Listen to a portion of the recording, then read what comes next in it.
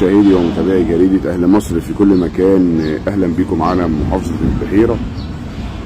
يعني قررت نيابة بندر كفر الدوار برئاسة المستشار هيثم زكي حبس المتهم في واقعة يعني التعدي على ثلاثة أطفال، يعني التعدي عليهم جنسيا تحت التهديد والإجبار وابتزازهم بمدينة كفر الدوار لمدة 4 أيام على ذمة التحقيقات مع التشديد على مراعاة التجديد له في الموعد القانوني المحدد.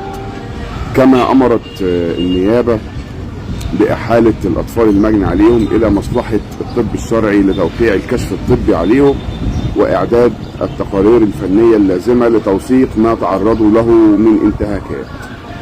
وبشر التحقيقات في القضية المستشار طارق درويش وكيل النائب العام بمعود، حيث استجوب المتهم بشأن الاتهامات المنسوبة إليه بخطف أو بالاعتداء جنسيا على 3 أطفال تحت التهديد والإجبار وابتزازهم. وطبعا بتعود تفاصيل الواقعة إلى تقدم والد أحد الضحايا ببلاغ رسمي ضد المتهم يتهمه فيه باستدراج نجله والاعتداء عليه وابتزازه وتصويره وابتزازه، قبل أن تتقدم سيدتان أخريتان ببلاغين مماثلين تتضمنان اتهامات مماثلة يعني بالاعتداء على طفليهما جنسيا.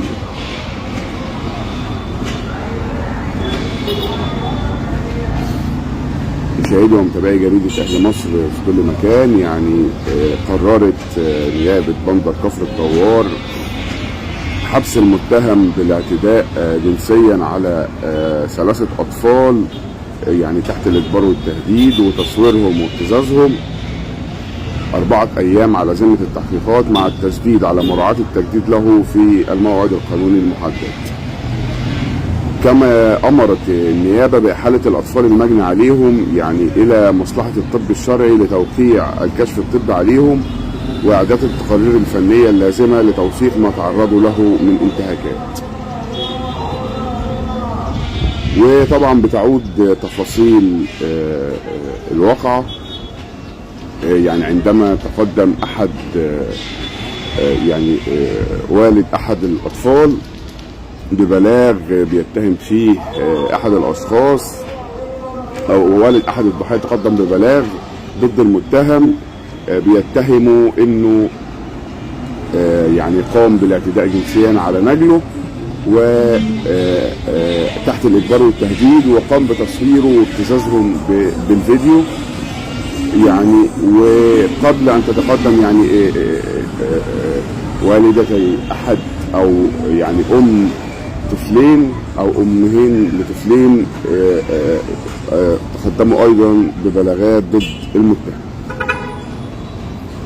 مشاهدي ومتابعي جريدة أهل مصر في كل مكان، كنا معاكم محافظة البحيرة، شكرا على حسن المتابعة. وبتتكرر المأساة من جديد بعد الطفل ياسين واللي حصل له في مدرسة الكرمة. فهذه كمان واقعة لأحد الأشخاص مع 3 أطفال. يا ريت ناخد بالنا يا جماعة من أولادنا كويس جدا. خلاص احنا بقينا في زمن يعني غريب جدا. لازم ننتبه جيدا لكل اللي حوالينا وما نأمنش على أولادنا مع أي حد ومع أي بشر قريب أو غريب، لأن الموضوع بصراحة زاد جدا عن حده. شكرا لكم والسلام عليكم ورحمة الله وبركاته.